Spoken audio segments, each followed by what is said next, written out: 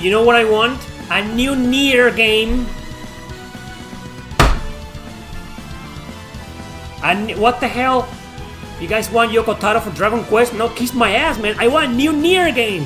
What's going on in there? The last one was 7 years ago. Well, it was that fucking spin-off on mobile phones that nobody gave a shit about. I want a new Nier game. It's been a long time, Yoko Taro. Please. But you know what's probably delaying a new Nier? Square fucking woke Enix. The next Nier game will be extremely offensive, and now that Stellar Blade caused this ginormous controversy, and Yoko Taro has been explicitly saying that he loved the fucking game and he strongly supports it, Square Enix is probably like, yeah, Nier is dead. Yeah, we're canceling the Nier series.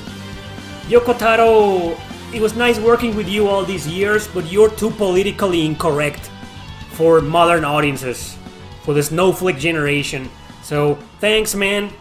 Thanks. Good luck. If we see anything from Yoko Taro again, I don't think it's gonna be from Square Enix, but I could be wrong. You know, Square Enix are a bunch of fucking hypocrites too. And on one side they're like, oh yeah, sure, we're so fucking correct and woke and, you know, decent and respectful, you know, blah blah blah. So yeah, right? But on the other hand, they publish these other games that are like, what the hell is going on here, man? I mean, Nier Automata on the Switch last year. Wasn't that last year? Was it 2 years ago? 1 year ago? I don't remember, but I was like, why would you give attention to a game that's now politically incorrect with female characters that are extremely sexualized?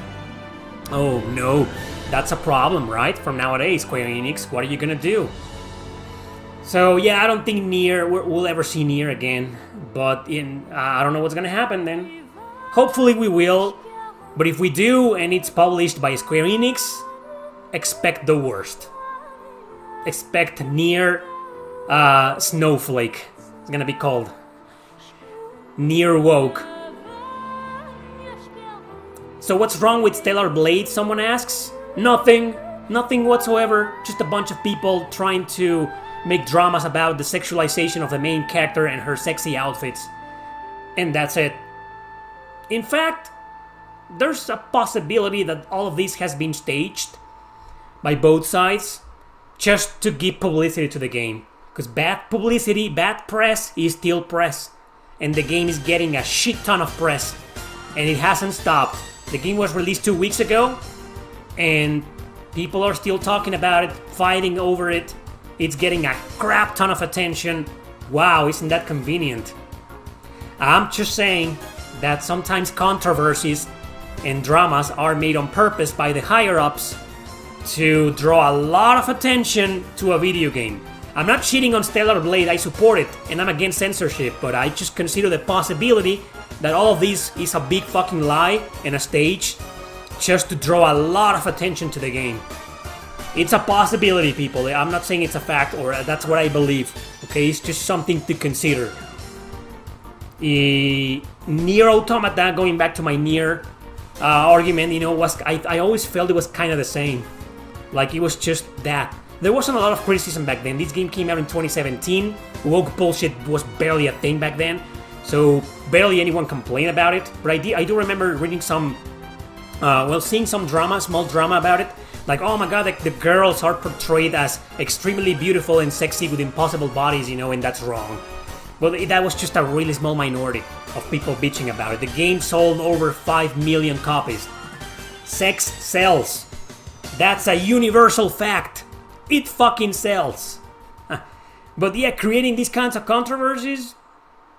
So, going back to the future of Nier, I could be wrong though. Square Enix might see an opportunity. I mean, they're a bunch of fucking hypocrites, right? And they only care about the money. They don't give a shit about right, left-wing politics, morals, you know, they don't really give a shit about that. They just go with whatever the flow takes them to, you know, so they're probably gonna do the same. If a new Nier is developed and it has like a few sexualized characters, they're probably gonna release the game, and then, oh, it's been censored. This and this and this other outfit has been censored. But the rest of the outfits, oh, those are fine. Kind of like Stellar Blade.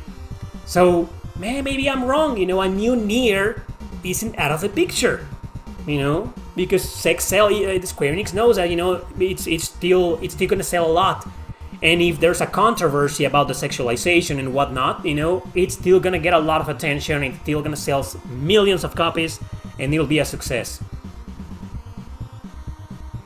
We'll see what happens. I'm worried about Nier, the future of the series, and I'm worried about the fact that we haven't seen anything except that mobile game that no one gives a shit about in years. Well, the remake / remaster of Replicant, that also happened. So maybe they were too busy with those two projects, but it's been a few years since those. Those came out in 2021, if I'm not mistaken. So it's been 3 years and we have nothing, so what's going on in there? Whatever the case, whatever Square Enix decides to do, or Yoko Taro, I think we need to hear something about it. About the Nier, some news about the Nier series. I don't use that in my books. Oh my god, maybe I'm a social justice warrior in this, guys. I've never sexualized my female characters, but I do express explicitly that they're freaking beautiful and gorgeous, and most of them have anime style of long, straight hair, and yeah, I'm not. Any other rage quit moments that you have had outside JRPGs? Oh, for sure. Let me introduce to you one fucking game that's not an RPG, and that is my latest rage quit. It's called A Plague Tale Requiem. Woohoo, man! It should have been called A Plague Tale A Rage Tale Requiem. How about that? A Rage Tale Requiem. That should have been the fucking name. I still loved it. That's one of those games that pisses the shit out of you so many times, but it's so good. It's so good, man. The game with the rats. Yeah, that one, man. It's a sequel to a PS4 game. And damn. Oh, anger. Damn, man. Fuck that game. But I strongly recommend it. Oh my god. Jesus. YouTube doesn't send a lot of notifications anymore because I don't think you people believe me. I don't think you people believe in shadow banning or in blacklists.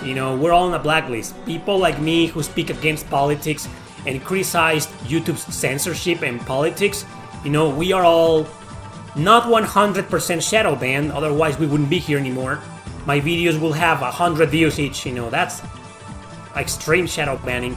But they don't recommend us, they twist the algorithm, they manipulate our views, they don't notify a lot of people, even if they're subscribed and barely miss a video. They don't send notifications, they don't do anything, because they don't want us. They don't like us. That's what these people do nowadays. That's what these woke corporations do. Okay? They shadow ban us. They put a shadow on our work. They don't want our videos going viral or going big, making it big. And plus, you gotta consider the fact that I had a huge fight with YouTube last year. And even if you don't believe that, whatever. Believe whatever the fuck you want. Nothing changes the fact that this website doesn't favor me anymore. Whatever you want to believe. I don't give a shit. A Plague Tale Requiem, that's the game I was talking about. Yeah, Amicia. Amicia, I'm gonna tell you something about Amicia. I fucking love her, but at the end of Requiem, it was like, I don't know about her anymore. If they ever develop a third game, it's probably gonna be woke, of course. So I don't know what's gonna happen. I don't know the future of the series. There's also talks about a new show based on the series. This is too fucking loud. This is from Ray Gigant, the dungeon theme. So, when I was halfway through playing Requiem, I was just ready to come here and say, you know what? I think Amicia is one of my favorite female characters in video game history. I fucking love her, man. But at the end, nothing woke happens, don't worry. But should I spoil you? It's not really a spoiler. It's something not connected to the story whatsoever. So it's fine, I think. Well, she cuts her hair. and she's almost bald. So that's a new, very modern female feminist look, right? And all of a sudden she has this haircut at the end of the game. I don't know about that. Years ago I wouldn't have cared, but nowadays that's something to pay attention to. I still fucking love her, man. I love Amicia. I love her. I do. I know it's not gonna be everyone's cup of tea because these are games that are a bit... They have a lot of Metal Gear influence. You gotta hide from your enemies and ambush them or just ignore them and go past them. There's a lot of stealth in there, but there's also a lot of puzzle making. There's a specific way you gotta defeat the enemy sometimes or the bosses, or to advance from point A to point B, you gotta go here, go through here and go... It's labyrinthous to say the least. But there's just some... You know what? These games are really addictive because of checkpoints. You die and you go back like 5 seconds ago. Or maybe 1 minute ago. Okay, you can also restart the whole stage if you want to, but you can restart from the last checkpoint, and they're so often that... And you have infinite continues. You never really get a proper game over. It's not like, oh, you die, it's back to the very beginning of Chapter 6. And you were at the end of Chapter 6 and you wasted hours. And no, it's extremely hard. Both games are a fucking kick in the nuts. But they're also pretty forgiving because of this. I mean, there's a crap ton of checkpoints, right? And there's always different things to try out when it comes to solving the puzzles or getting from point A to point B.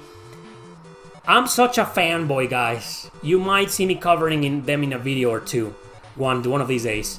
I don't care if they're not RPGs. I'm just gonna squeeze them in a video.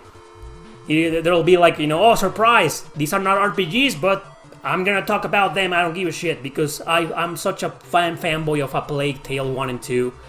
I need to talk about them. I love them, man, and they are strongly recommended. And there's nothing political about them. Maybe the voice actors in English, I don't know. I play them in French.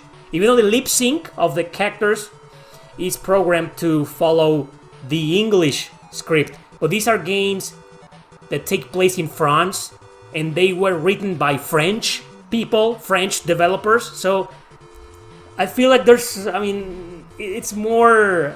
I don't know, man. They make more sense in French to me. And I don't know the French actors. I don't know if the English or French dub is wokenized or politicized. I don't know. But story, localization, script, events that happen, there's nothing of the sort. Okay? So they're safe to play. Oh, I mean Memoir. Odin Felgana is called Memoir. Oh. I'm not sure why we didn't get it. I mean, Falcom usually they release everything on Steam. Everything. I'm not sure why they didn't do the same for that specific remaster. I don't even know why it wasn't even localized. Why? I mean, I don't understand why. It's Ys. You think we will get anything from the Ys series nowadays? We got a million ports of Ys Origin, and we didn't get the remaster of Felgana. I have no idea what's going on in there. I don't think it's Falcom. I think it's Nis America. Oh, you know what? You know what's going on? Nis America doesn't have the rights of Ys the Odin Felgana. That's Exceed Games. That's why we didn't get it. Because Exceed Games, they don't give a damn about remasters or remakes or anything. They just release the next new game and that's it. Yeah, man, that's the reason we didn't get Felgana Memoir. That's the reason, I'm pretty sure. Because the rights of the English localization belong to Exceed Games, not to Nis America. Had it been up to Nis America, we would have gotten it, no problem. But we didn't get it because it's Exceed Games. So there you go.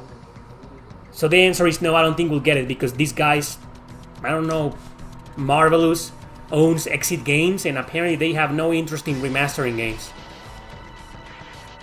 All they did was bring back Trails of Cold Steel on PS4, not on Switch. That was another weird decision. Must be a cash flow thing. Probably, yeah. It's just Exceed doesn't have a lot of money, right? So maybe they think it's not worth it. Who knows? No, they don't have the exclusive rights, just to the version they made. Well, then I don't know what the fuck's going on, man. What do you think of Senran Kagura? Will it live in today's market? Yeah, because they are obscure games. Apparently these companies or these journalists don't give a shit about obscure games. They just attack the mainstream ones. They usually ignore other games. Senran Kagura and stuff like that. I mean, yeah. I mean, did you see the... Even they don't even attack some modern big RPGs. Like, did you see Infinite Wealth and all the bikinis? I mean, yeah, it sure is great to attack Stellar Blade, but Sega still gets away with this. Yeah! Let's attack Stellar Blade, but completely ignore Yakuza. I mean, look at this, man. Sure, they aren't the most revealing bikinis, but yeah, this is fine. So you see all these fucking journalists and woke dumbasses out there, reviewers. It's like for some reason they only attack the most super big AAA titles, you know? But they don't give a shit about this.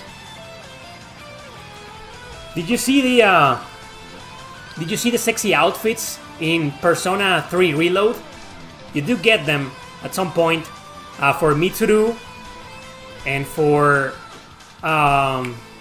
Yukari, and they're like, I mean, that's okay. I mean, Stellar Blade is not okay. It's way too sexy, and this is okay. Okay, makes no sense to me, and that's why these people are a bunch of fucking hypocrites. And that's what makes me believe that this controversy may have been fabricated. Why specifically attack that game and not every other sexualized video game in existence?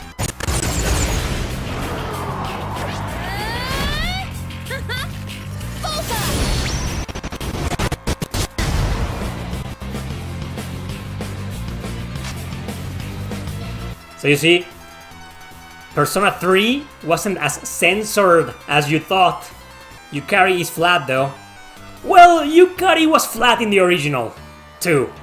And I'm not here to justify the flatness of the characters, but that's just the style. If you play the original version of Persona 3, they're also the same. The character design is kind of flat. Fuka, Yukari, they're flat. Mitsuru isn't, and there's a scene at the beach in Persona 3 Reload, and she shows her bikini, and yeah.